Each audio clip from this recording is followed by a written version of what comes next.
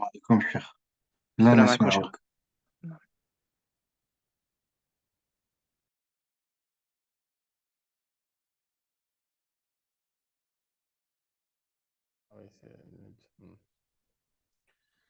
بسم الله الرحمن الرحيم الحمد لله رب العالمين والصلاة والسلام على رسول الله الأمين وعلى آله وأصحابه أجمعين. أما بعد، السلام عليكم ورحمة الله وبركاته. Donc, Inch'Allah subhanahu wa ta'ala, nous sommes toujours à la manzila de At-Tawba, c'est-à-dire l'étape de la Tawba. Pour un petit rappel, les anciens disent, et parmi eux-mêmes l'Allama Ibn al-Qayyim rahimahullah, que At-Tawbatu hiya awwalu manazili as-sa'irina ila Allahi wa awsatuha wa akhiruha. Que la Tawba est la première étape des itinérants vers Allah subhanahu wa ta'ala, ceux qui cheminent vers Allah subhanahu wa ta'ala. La première étape, c'est la Tawba. Elle est au début de son voyage, elle est au milieu et aussi à la fin. Et la Tawba, c'est jusqu'à Al-Lahd, jusqu'à la mort. Elle ne doit pas se séparer du serviteur. Quel que soit son niveau religieux, quelle que soit sa taqwa, le repentir doit accompagner le croyant il a l'ahd jusqu'à ce qu'il soit enseveli, enterré sous terre. C'est ainsi que les anciens disent وَالنَّاسُ إِمَّا تَائِبٌ مُفْلِحٌ وَإِمَّا ظَالِمٌ لِنَفْسِهِ مُبِينٌ. النَّاسُ إِمَّا تَائِبٌ مُفْلِحٌ وَإِمَّا ظَالِمٌ لِنَفْسِهِ مُبِينٌ. Les gens, on peut les classer en deux catégories. Les anciens disent que parmi les gens, le premier groupe, c'est celui de ceux qui sont des repentants. Un repentant qui réussit. Muflih. Parce que quand le repentir il est sincère, la personne elle réussit par la grâce d'Allah. Et le deuxième groupe, c'est celui qui est injuste envers lui-même de façon manifeste. Parce que celui qui reste dans les péchés, celui qui reste dans la désobéissance, celui qui reste dans le mal, il ne fait du mal qu'à sa propre personne. En vérité, son injustice se retourne contre lui-même. Donc, soit ta'ibun muflihun, ou soit zalimun li nafsihi mubin. Et c'est tellement important pour ceux qui ont lu avec nous par la grâce d'Allah ou avec d'autres professeurs, le Mukhtasar al-Akhdari. Il y a une phrase dans la muqaddima de l'auteur, dans l'introduction de l'auteur, et c'est par cette introduction magnifique qu'il a commencé ce livre. Et le Mukhtasar al-Akhdari se veut comme un livre pour les tout débutants dans le fiqh malikite. Les tout débutants. La tradition dans les pays malikites, en particulier en Afrique noire, Afrique de l'Ouest, c'est qu'après avoir appris le Coran, la lecture du Coran, pour certains la mémorisation du Coran, le premier livre de fiqh qu'ils vont apprendre, c'est Al-Akhdari, le livre de l'imam Al-Akhdari. Et dans ce livre-là, il dit « Wala yahillu lahu an yuakhira at-tawbata » il ne lui est pas permis au mukallaf, celui qui est responsable, hein, religieusement parlant, an yu'akhira at-tawba. Il ne lui est pas permis de retarder le repentir. Wala yaqulu hatta yahdini Allahu. Et il ne doit pas dire, j'attends qu'Allah me guide. Il dit, فَإِنَّهُ مِنْ عَلَامَةِ الشَّقَاءِ وَطَمْسِ الْبَصِيرَةِ. Donc, il ne lui est pas permis au mukallaf, celui qui est responsable au niveau religieux, c'est auprès d'Allah, il est considéré comme étant responsable de ses actes, etc. Il ne lui est pas permis de ta'khir au tawba, de retarder la tawba, et de dire hatta yahdinillah, jusqu'à ce qu'Allah me guide. Ça veut dire que j'attends jusqu'à ce qu'Allah me guide. Le jour où Allah me guide, je fais tawba. Il dit en faisant cela, c'est un signe de malheur, que cette personne elle est malheureuse, elle est dans le malheur. Min alamati shaqa wa tamsil basira, et qu'elle manque de clairvoyance. C'est-à-dire que la lumière de son cœur s'est éteinte. Les yeux de son cœur sont éteints. C'est ça la basira. Donc ça, c'est un point qui est très important. Que la tauba doit nous accompagner tout au long de notre vie. Et je répète encore, peu importe notre niveau de taqwa, de piété, de dévotion, hein, etc., etc., nous devons toujours être avec la tauba. C'est ainsi que l'imam Muslim, rahimahullah, a rapporté d'après Ibn Omar, radiallahu anhuma, ce hadith que je pense que la plupart ont déjà entendu au moins une fois.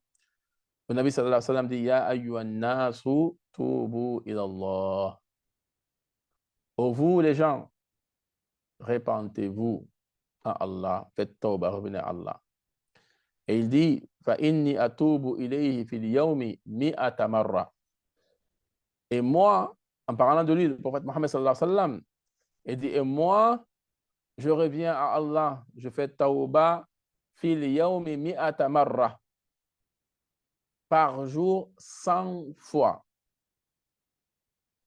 Imaginez-vous, celui qui est al-ma'soum, qui est protégé, préservé par Allah Azza wa Jal, il dit par jour, je fais 100 fois la tawba. فإني أتوب إلى الله في اليوم 100 مرة. Yani, est-ce que la question que nous nous posons, et ça c'est à chacun de répondre,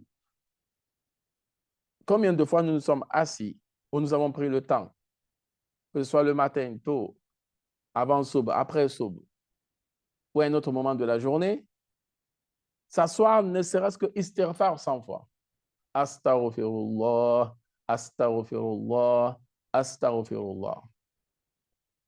Avec les larmes aux yeux. Parce que dans la tauba, il y a un nadam. Quand on fait tauba, il y a le regret qu'on doit ressentir. Il y a le remords. Et les signes que vraiment on regrette. Parmi les signes que vraiment on a du remords pour les péchés que nous avons commis, pour le mal que nous avons fait, au moins quelques gouttes de larmes. Au moins cela. Donc, nous allons continuer, bi'idhnillah. Et aujourd'hui, l'auteur nous parlera des autres points. On avait mentionné le tout premier point. Aujourd'hui, on va parler de al-israr. Al-israru, wa alaykum assalam wa rahmatullah. Al-israru. Al-israr, c'est le fait d'insister dans le péché. Voilà. Et l'auteur nous dit Al-israr huwa al-istiqraru ala al-mukhalafati wal-azmu ala al-muawadati wa dhalika dhanbun akharu la'allahu a'zamu min adh-dhanbi al-awwali bikathir وهذا من عقوبة الذنب أنه يوجب ذنبا أكبر منه ثم الثاني كذلك ثم الثالث كذلك حتى يستحكم الهلاك. Donc le grand allama il dit rahimahullah, quant aux paroles de l'auteur, n'oubliez pas que Madarij al-Salikin, c'est un commentaire de Manazil al-Sa'irin de l'imam al-Harawi, rahimahullah subhanahu wa ta'ala. Donc il dit, quant aux paroles de l'auteur, c'est l'imam al-Harawi, quand il dit al-Israr, le fait d'insister, de persister à faire le péché, il dit, ta persistance à le commettre de nouveau. Qu'est-ce que ça veut dire? Ça, c'est l'auteur qui dit cela. Et l'Allama ibn Qayyim le commente en disant, il faut savoir que la persistance, ce qu'on appelle l'israr, le fait de continuer à faire le péché, persister à faire le péché, signifie continuer à s'opposer au commandement divin. Ce qu'il appelle al-istiqra'u ala al-mukhalafa. C'est ça, le premier point. Et d'être déterminé à recommencer. Donc, quelqu'un qui persiste à faire un péché, ça sous-entend qu'il est déterminé à le recommencer. Il est déterminé à le recommencer. Encore et encore. Et il dit, le fait de persister ou le fait d'être déterminé à recommencer le péché, ce qui constitue un autre péché. Donc, c'est un autre péché en dehors du péché dans lequel tu persistes. Et il dit, peut-être même pire que le péché lui-même. Donc, la persistance dans le péché peut être pire que le péché lui-même. Et il dit, c'est une conséquence du péché, à savoir que le premier conduit à un deuxième plus grave, puis celui-ci conduit à un troisième encore plus grave, et ainsi de suite jusqu'à la destruction totale du pécheur, jusqu'à ce que lui-même il soit noyé dans ses péchés, qu'il soit au bord de la destruction, au bord du gouffre. Et ça, c'est les conséquences de quoi? De celui qui est dans la persistance, c'est-à-dire qui, à chaque fois, est déterminé à recommencer le péché. Taïb. Ensuite,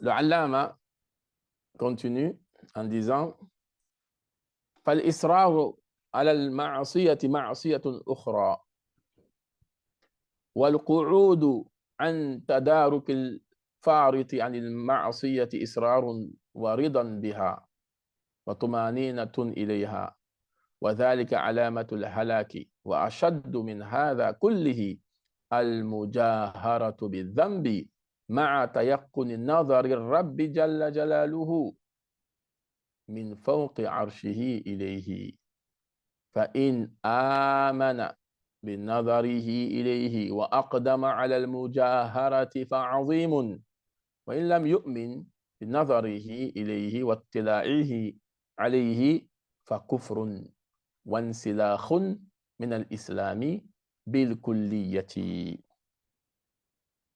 Le grand allama dit, la persistance à pécher constitue un autre péché. Ça, il a dit dans le premier paragraphe, on revient encore là-dessus, c'est important. La persistance dans le péché, à pécher, la détermination à recommencer le péché constitue un autre péché. Et s'abstenir de réparer son péché équivaut à continuer de le faire. Donc, même celui qui ne cherche pas à réparer son péché, c'est comme s'il continue à le faire. Alors qu'il faut réparer. La première des réparations, c'est la tauba, c'est venir demander pardon à Allah subhanahu wa ta'ala. Il dit que c'est le signe de la perdition. Donc, celui qui persiste à continuer dans le péché, c'est un signe de perdition. Et ce qui est pire que tout cela, c'est le fait de parler et de se vanter de son péché. C'est ce qu'on appelle le mujahara. Il y a un hadith où Nabi sallallahu alayhi wa sallam dit, Allah pardonne à tous sauf aux mujahirin. Il y a ceux qui se vantent de leur péché, ceux qui viennent en parler. Ouais, hier j'ai fait ça, regarde ceci, regarde cela. Il est fier d'avoir fait le mal. Il se vante même d'avoir fait le mal. Donc lui, il rentre dans un autre niveau plus grave. Donc se vanter de son péché. Ensuite, il dit, tout en ayant la certitude que le Seigneur, Allah Azza wa Jal, le voit du haut de son trône. Donc il se vante de son péché, il parle de son péché, il fait la publicité de son péché et il a la certitude que Allah subhanahu wa ta'ala le voit, l'observe du haut de son trône. C'est ainsi qu'il est attribué à l'imam Ahmed ibn Hanbal qui disait que إذا خلوت بذنب في ظلمة الليل فقل يا نفس إن خالق الظلام يراني. Que quand tu te retrouves seul dans l'obscurité, une obscurité de la nuit, en train de pécher, déjà ça, ce n'est pas quelqu'un qui se vante de son péché, ce n'est pas une personne qui vient en parler en public, qui vient voilà, se vanter du mal qu'il a fait. C'est quelqu'un qui est dans la nuit noire et qui pêche, qui fait le péché, qui désobéit à son créateur. Imam Ahmed, ce qui lui a été attribué, ce qu'il dit, que quand tu te retrouves dans cette obscurité-là, dis, ô obscurité, ô nafs, en parlant à toi-même, ô nafs, sache que le créateur de cette obscurité t'observe, que Allah il te voit. Donc maintenant, celui qui se vante de son péché, tout en ayant la certitude que le Seigneur Allah le voit du haut de son trône, il dit, si quelqu'un croit qu'Allah le voit et en dépit de cela, il s'engage à commettre un péché, il commet ainsi une énormité. Et la personne a la certitude qu'Allah la voit, qu'Allah l'observe. Et avec ça, il s'engage quand même à commettre le péché. Donc, ce qu'il a commis, c'est une énormité. Mais par contre, s'il ne croit même pas qu'Allah le voit, il pense qu'il est, voilà, il est invisible auprès d'Allah Azza wa Jal, il dit ça, c'est fakufrun. C'est une incrédulité, c'est une mécréance. Et wansilahun min al-islam bil kulliyati, et une exclusion totale de l'islam parce que un musulman qui croit que Allah ne le voit pas, donc il n'a pas de foi en Allah subhanahu wa ta'ala. Ça veut dire qu'il n'a pas de foi du tout. Ça, c'est la moindre des choses. En tant que croyant, de savoir que Allah nous voit, Allah nous entend. Même les murmures de nos pensées, Allah les sait. Allah les connaît. Personne ne peut cacher ces murmures de pensée.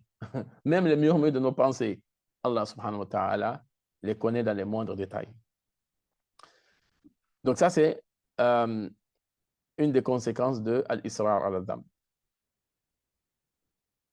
Taïb.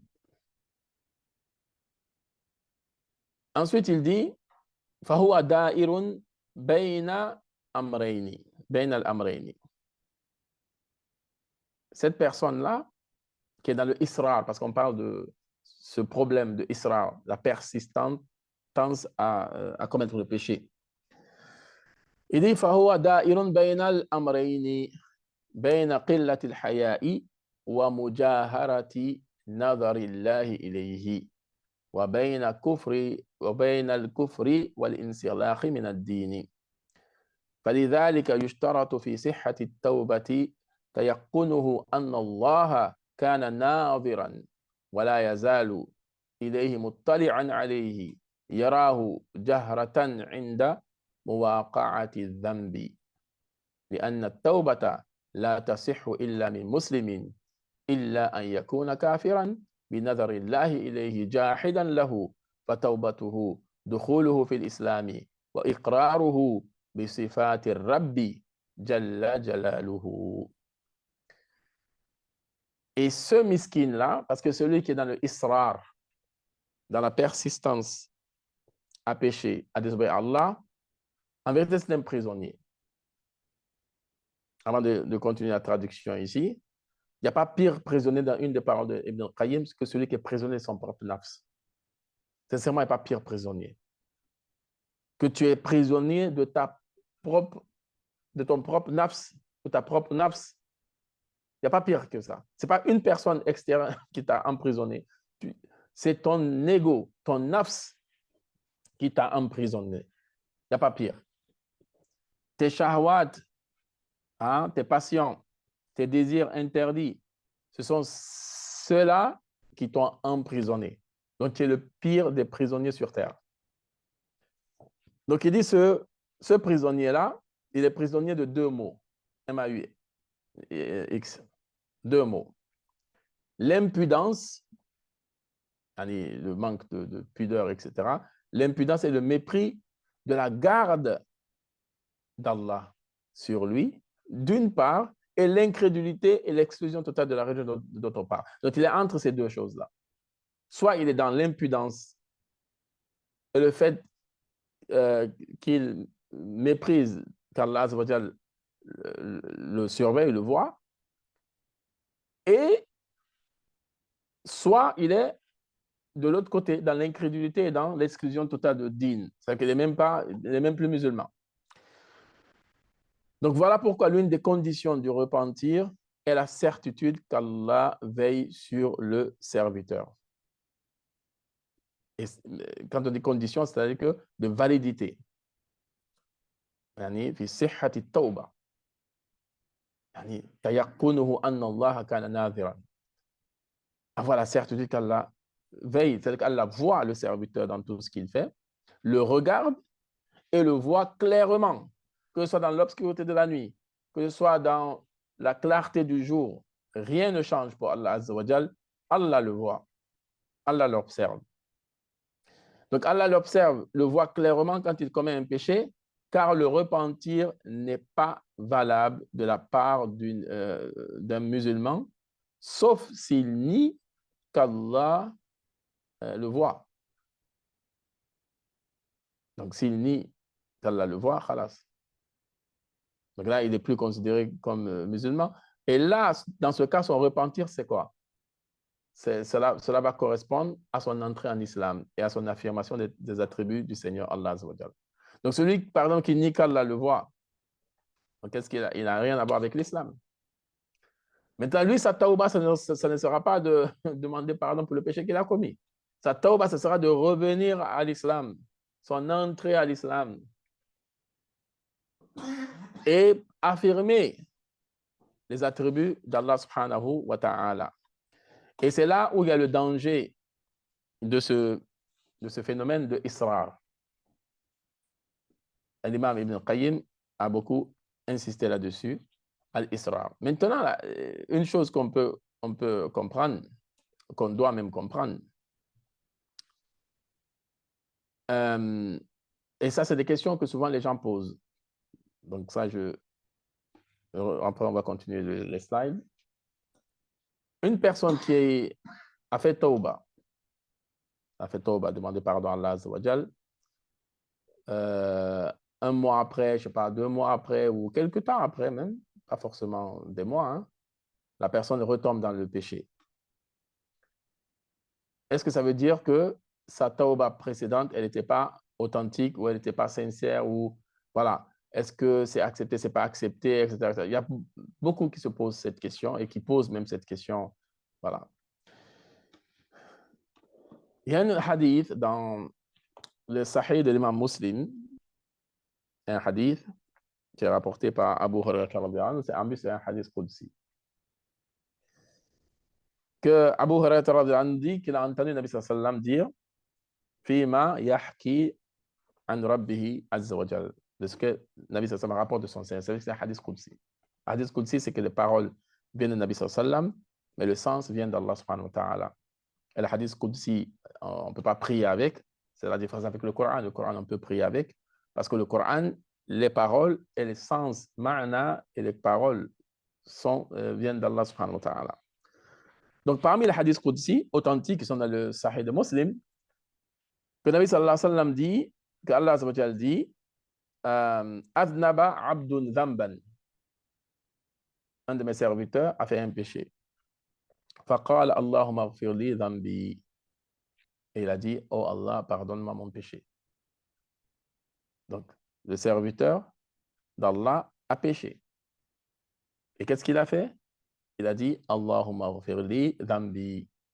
Oh Seigneur Allah, pardonne mon péché. فقال تبارك وتعالى أذنب عبدي ذنبا فعلم أن له ربا يغفر الذنب ويأخذ بالذنب. Allah était content de lui. Subhanallah. Allah dit que mon serviteur a péché, a fait un péché, et il a su qu'il a un Seigneur qui pardonne le péché et qui punit aussi par rapport au péché. Il a su cela. Donc, Allah lui pardonne. Et ensuite, le hadith continue en disant ثم عاد فأذنب. Ensuite, il est revenu, il a refait le péché. فأذنب فقال أي ربي اغفر لي ذنبي. Et quand il a fait le péché une nouvelle fois, il a dit, oh Allah, Ya Rabb, oh mon Seigneur, اغفر لي ذنبي, pardonne-moi mon péché. Et la même chose, فقال تبارك وتعالى عبدي أذنب ذنبا فعلم أن له ربا يغفر الذنب ويأخذ بالذنب. Et la même chose, que mon serviteur a fait un péché et il sait qu'il a un Seigneur qui pardonne les péchés, qui punit aussi par rapport au péché. Et ensuite, ثم عاد, il est revenu encore une nouvelle fois, il a fait le péché. Et le narrateur dit La adri fi thalithati aw rabi'a. Si c'est 3 fois, ça a été répété ou 4 fois. ثم عاد فأذنب ثم عاد فأذنب. Donc déjà, ce hadith, il répond clairement à la question. Et subhanallah, à la dernière fois, qu'est-ce qu'Allah Azza wa Jal dit? I'mal ma shi'ita qad ghafartu laka. Fais ce que tu voudras, tu as mon pardon. Yani, je t'ai pardonné. Ah, cette dernière partie, elle peut induire certaines personnes en erreur. C'est pour ça que les hadiths ont besoin des shurrah, des commentateurs, comme l'imam Ibn Hajar al-Asqalani pour Sahih Muslim et Sahih al-Bukhari, et imam al-Nawawi, rahimahullah, et d'autres aussi, masha'Allah, pour Sahih Muslim. Donc, imaginez-vous, soit à la 3e ou à la 4e fois, c'est un hadith qudsi, Allah Azza wa Jal dit I'mal ma shi'ita qad ghafartu laka. Fais ce que bon te semble, tu as mon pardon. Imam al-Nawawi, rahimahullah, il dit, pour commenter ce hadith et d'autres hadiths, il a le même commentaire qui vont dans le même sens, il dit Law takarrara dhanbu mi'ata marra aw alfa marra aw akthara wa taba fi kulli marratin qubilat tawbatuhu wa saqatat dhunubuhu. Ça, c'est une parole en or qu'il faut écrire en or. Mais il faut bien comprendre. Imam al-Nawawi, rahimahullah, il dit, si il a refait le péché plusieurs fois, c'est-à-dire 100 fois, il dit même 1000 fois, ou plus que 1000 fois, et à chaque fois, il a fait tawba, avec les conditions de tawba, bien sûr. Et on va parler des conditions après. S'il a respecté les conditions de tawba, à chaque fois, Allah lui pardonnera. Allah lui pardonnera. Mais attention, ce n'est pas une porte ouverte à dire, ah bon, je vais quand même faire le péché. Parce que si la personne, elle pense déjà, elle programme déjà un péché, ça veut dire que sa tawba n'est pas manque d'une condition. Parce que parmi les conditions de la tawba, il y a le fait de prendre la résolution de ne plus refaire le péché. Donc s'il tombe par faiblesse du nafs ou par faiblesse de la foi, donc ce n'est pas quelque chose qui a été programmé. Parce que dans sa tawba, il faut les conditions de la tawba. Et si malheureusement il retombe dans le péché, il faut encore les conditions de la tawba. Donc ça, c'est important. Donc Imam al-Nawawi dit « Law taqarrara dhanbu mi'ata marra aw alfa marra » même si c'est 1000, il dit même akthar. « Wa taba fi kulli marratin qubilat tawbatuhu » et à chaque fois il fait tauba, sa tauba sera acceptée, wa saqatat dhunubuhu, et ses péchés tomberont. Et il sera lavé de ses péchés. Maintenant, ou dans le hadith Qudsi, i'mal ma shi'ta qad ghafartu laka, fais ce que tu voudras et je t'aurai pardonné. Imam An-Nawawi dit, ma dumta tudhnibu thumma tatubu ghafartu laka. Ce n'est pas dans son sens apparent à 100%. Ça veut dire, fais ce que tu voudras, tu as mon pardon, à condition qu'à chaque fois que tu fais un péché, tu te repens. Tu fais le repentir sincère. Ma dumta tudhnibu thumma tatubu. Donc, à chaque fois que tu fais un péché et que tu fais tauba, ghafartu laka. Tu as mon pardon. Ça veut dire, c'est pas fais ce que tu veux, je t'ai déjà pardonné, non. À chaque fois que tu feras un péché et que tu vas te repentir, tu as mon pardon. Et ensuite, l'auteur va nous parler des shara'itu tawbati, les conditions de la tauba. Il dit shara'itu tauba thalathatun.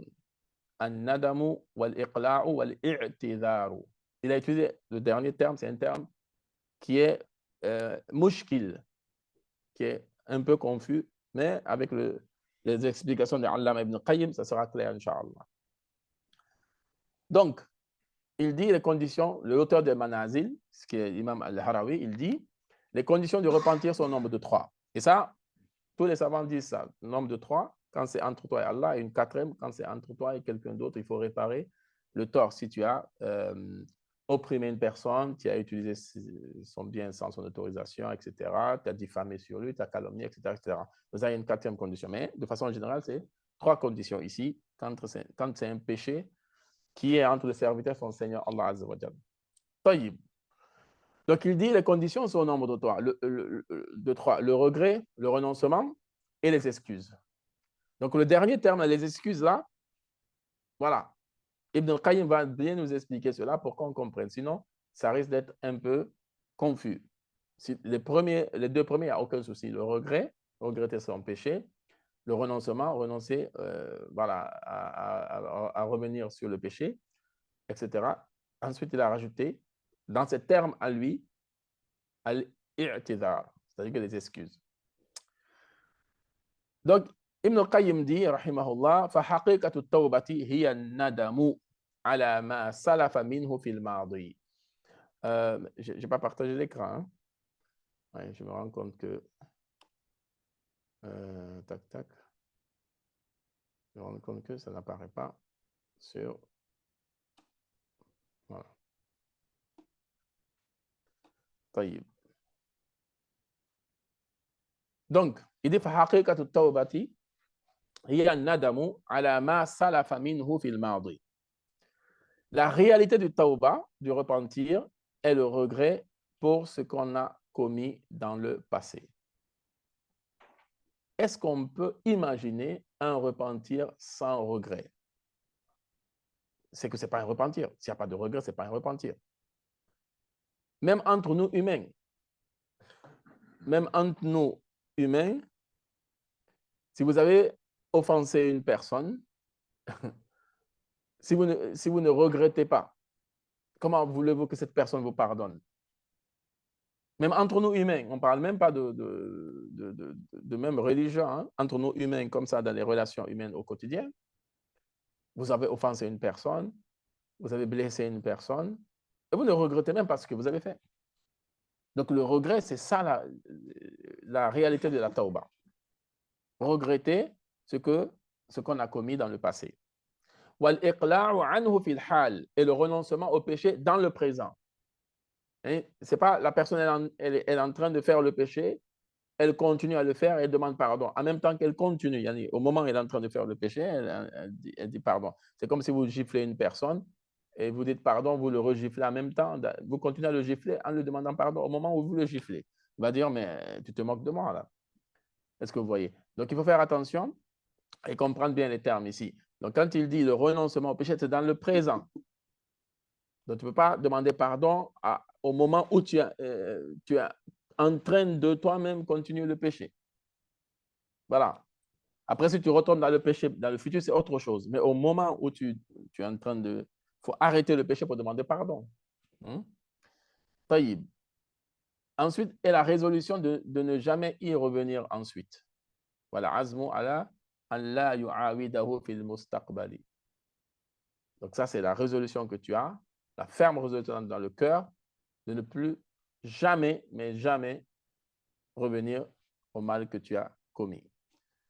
Taïb. Ensuite, il dit,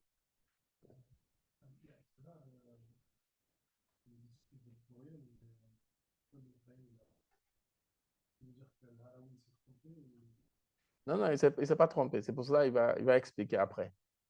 Qu'est-ce qu'il veut dire?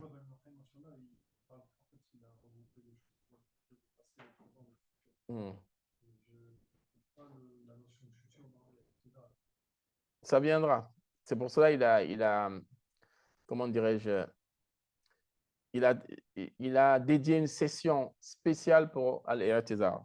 Nous, je ne pense pas qu'on terminera aujourd'hui dessus, mais on va quand même aborder une partie, Inch'Allah. C'est pour ça que je dis c'est mouchkil déjà. Le fait qu'il ait dit Al-I'tizar, c'est mouchkil. C'est confus. Ce n'est pas mal, c'est confus. Mais il faut des explications parce que Al-Harawi, il a ses termes à lui. Il a des termes qu'il utilise, il faut les comprendre. طيب, donc, ensuite, il dit وَالثَّلَاثَةُ تَجْتَمِعُ فِي الْوَقْتِ الَّذِي تَقَعُ فِيهِ التَّوْبَةُ. Donc, tous les trois sont réunis au moment du repentir. Il faut que ce soit réuni. Nadam, Iqla et ce que l'auteur Al-Harawi a appelé Al-I'tizar. Il faut que les trois là soient réunis au moment de Tawbah. فإنه في ذلك الوقت يندم ويقلع ويعزم. Donc, au moment de son Tawbah, qu'est-ce qu'il fait? Il regrette, il renonce et s'engage à ne plus recommencer. Donc, Ibn Qayyim, lui, il a changé le terme de l'imam Al-Harawi. Il a mis Al-Azm à la place de Al-I'tizar. Mais il va revenir là-dessus. Parce que lui, il est dans l'explication de ce que l'auteur il a dit. Donc, ce que l'auteur il a dit, c'est un peu confus, mais lui, il va expliquer avec le temps. Il dit فَحِينَئِذٍ يَرْجِعُ إِلَى الْعُبُودِيَّةِ الَّتِي خُلِقَ لَهَا وَهَذَا الرُّجُوعُ هُوَ حَقِيقَةُ التَّوْبَةِ. Il dit si ces trois conditions-là, ces trois choses sont réunies, le serviteur recouvre l'état de la servitude envers Allah. Donc, il redevient un vrai serviteur d'Allah. La servitude pour laquelle il a été créé. Allah nous a créés pour ça. La servitude pour laquelle il a été créé. Donc Allah nous a créés pour ça. Donc Allah nous a créés pour l'adorer. Donc, une fois que ces trois choses sont réunies, au moment du repentir, le serviteur recouvre son état de servitude envers Allah Azza wa Jal, pour lequel Allah Azza wa Jal l'a créé. Et ce retour, ensuite il dit, وَلَمَّا كَانَ مُتَوَقِّفًا على تلك الثلاثة جعلت شرائط له. Et car il dépend de ces trois conditions qui deviennent, de ces trois choses qui deviennent alors des conditions. Donc ce retour est la réalité de Tawbah. Quand il revient, donc ce retour-là à Allah, le fait qu'il recouvre l'état de servitude, le fait qu'il revienne à l'obéissance d'Allah, ça c'est la réalité du Tawbah. Parce que le but de la Tawbah, c'est de revenir à Allah, de quitter la désobéissance vers l'obéissance, de quitter l'insouciance vers le rappel, est-ce que vous voyez, de quitter le péché vers les bonnes œuvres. Donc c'est un ruju', c'est de revenir à Allah Azza wa Jal. Donc le fait que ces trois choses-là, que la Tawbah dépende de ces trois choses, c'est devenu des conditions. Quelles sont ces trois choses-là? Dans les termes de l'imam Al-Harawi, c'est Al-Nadam, Al-Iqla, Al-I'tizar. C'est-à-dire le regret, le renoncement et les excuses. Et dans l'explication de Ibn al-Qayyim, c'est pareil pour les deux premiers. Al-Nadam, le regret, Al-Iqla, le renoncement, et Al-Azm, c'est-à-dire la résolution ferme de ne plus revenir à ce péché. Taïb. Ensuite, il va expliquer un par un. Et comme vous connaissez hein, bien maintenant l'auteur Allama Ibn al-Qayyim, rahimahullah, il a l'habitude de bien expliquer les choses, de prendre le temps d'expliquer les choses. Donc, il va commencer point par point pour ces trois conditions. Il va commencer par an-nadam, qui est le plus important d'abord. Il faut regretter d'abord le péché. Il dit فَأَمَّا النَّدَمُ فَإِنَّهُ لَا تَتَحَقَّقُ التَّوْبَةُ إِلَّا بِهِ. Voilà. Il n'y a même pas de tauba s'il n'y a pas de nadam. Ça, c'est clair et net. Tu ne regrettes pas, tu n'as pas de remords, il n'y a pas de repentir. Donc, en ce qui concerne le regret, en nadam, il ne peut y avoir de repentir sans lui.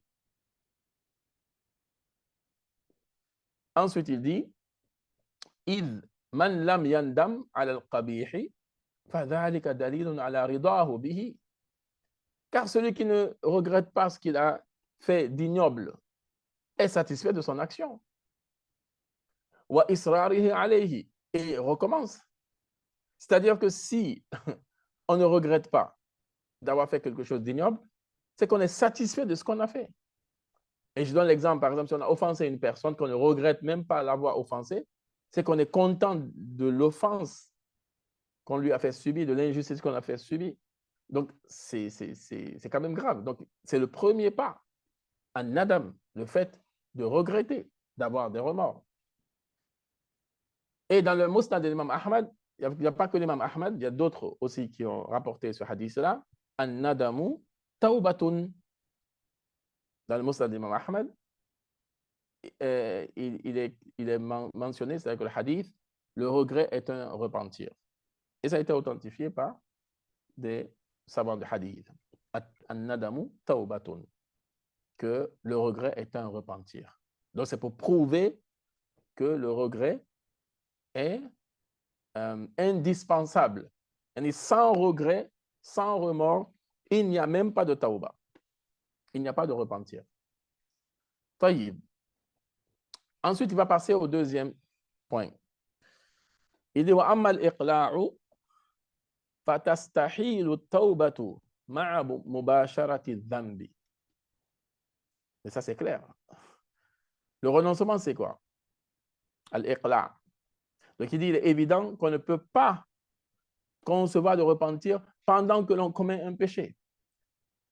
La personne est en train de commettre le péché et elle est en train de se repentir et elle est en train de commettre le péché. Je ne sais pas si vous voyez un peu.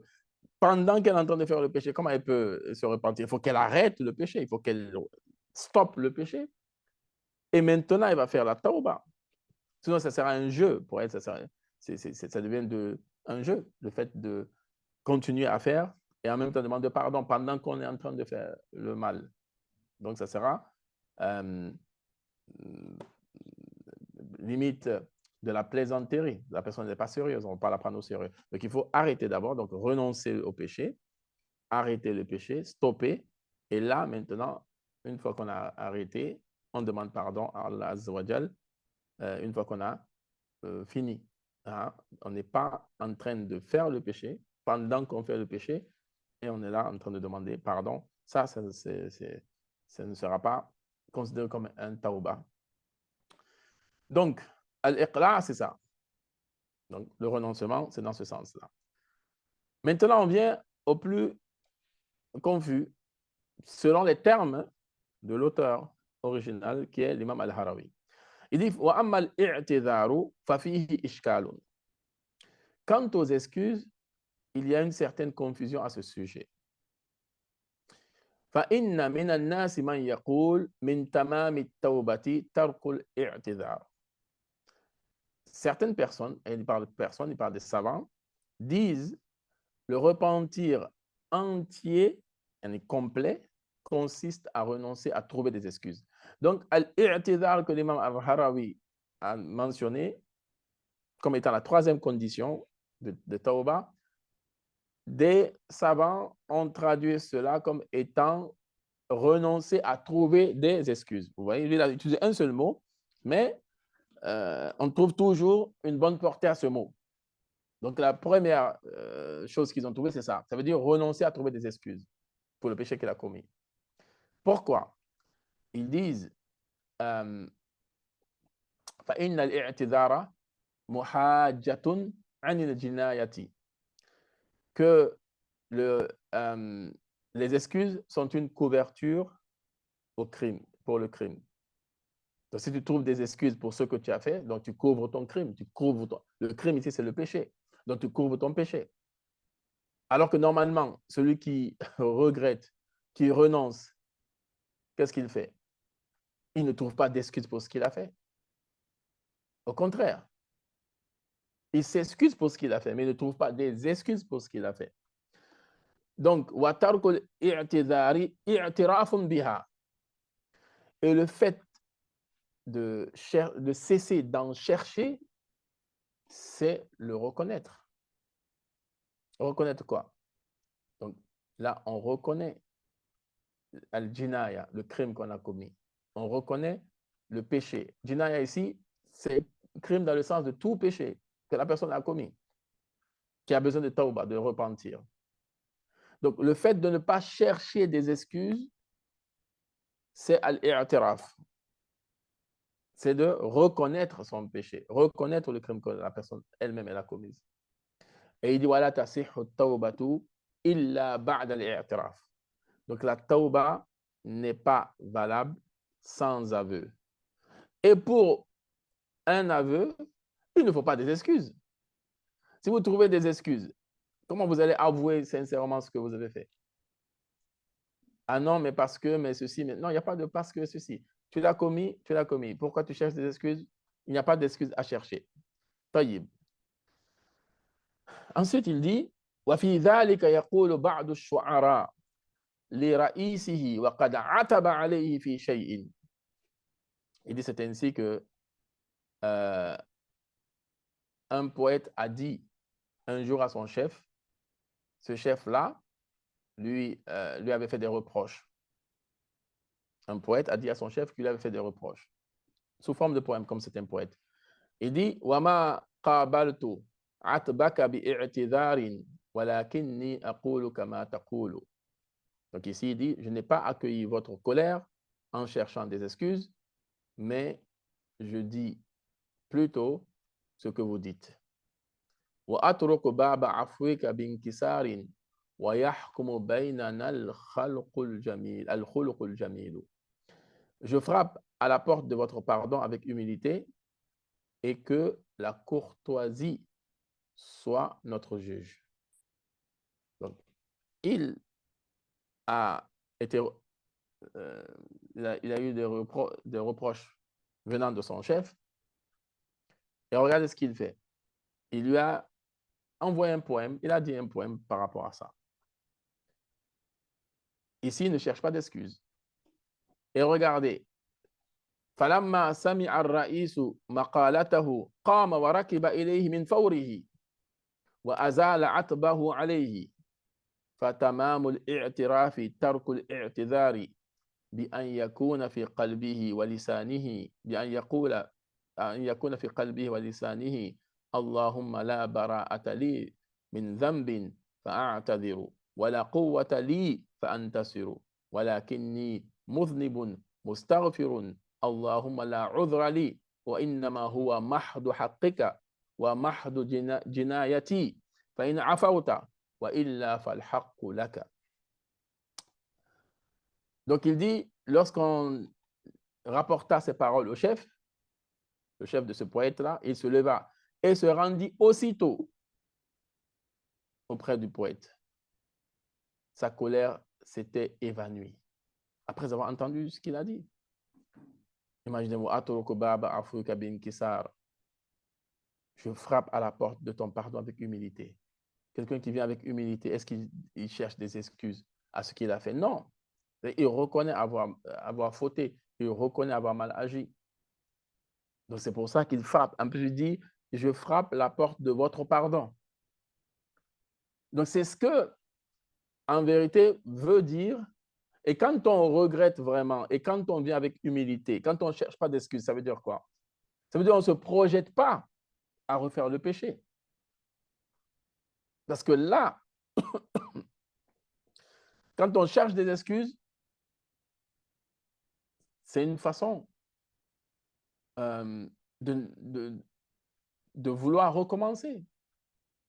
Parce que si moi, je trouve des excuses à ce que j'ai fait, ces excuses à demain, je les aurai encore, je referai la même chose. Après-demain, je les aurai, je referai la même chose. Mais quand je trouve aucune excuse, au contraire, je suis dans l'aveu complet de ce que j'ai commis, ça veut dire que je renonce et je me projette dans le futur à ne plus refaire cela. Voilà. Donc, c'est dans ce sens-là. Donc, les termes qui ont été utilisés par l'imam al-Harawi sont un peu confus. Certes, ça, c'est clair. Et même, c'est même pas que cette partie. Il y a plusieurs parties comme ça. Parce qu'il a un vocabulaire qui est très particulier, qui est très profond, qui est très subtil. Hein? Et c'est pour cela, celui qui achète Manazil al-Sa'in, tout celui qui le lit, sans Madarij al-Salikin, il risque de se perdre même. Parce qu'il y a des thèmes qui sont, voilà, qui vont lui paraître très, très, très confus, quoi. Donc, regardez comment Ibn Qayyim a interprété cela et ce n'est pas fini. La prochaine assise, on va donner encore un peu plus d'explications par rapport à l'I'tizar. Qu'est-ce qu'il veut dire vraiment, vraiment. Hein? Donc là, c'est une certaine clarté qu'il nous a apportée. Que lorsque le chef de ce poète-là a entendu cela, directement il s'est levé, il est allé le voir, il a oublié sa colère.